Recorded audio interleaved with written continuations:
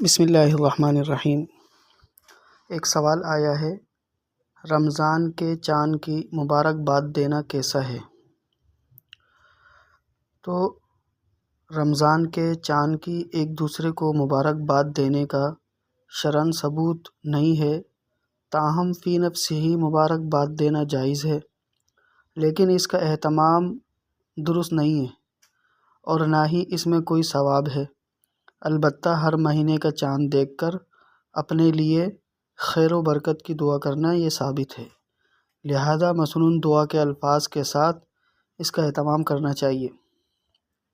حضور اکرم صلی اللہ علیہ وسلم جب پہلی رات کا چاند دیکھتے تو یہ دعا کرتے تھے، اللہ اکبر، اللہم اہلہ علینا بالامن والایمان والسلامۃ والاسلام والتوفیق لما تحب وترضى ربنا وربک اللہ۔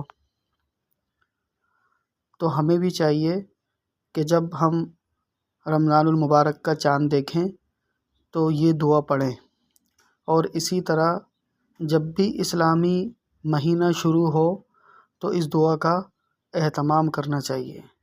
وما توفیقی الا باللہ۔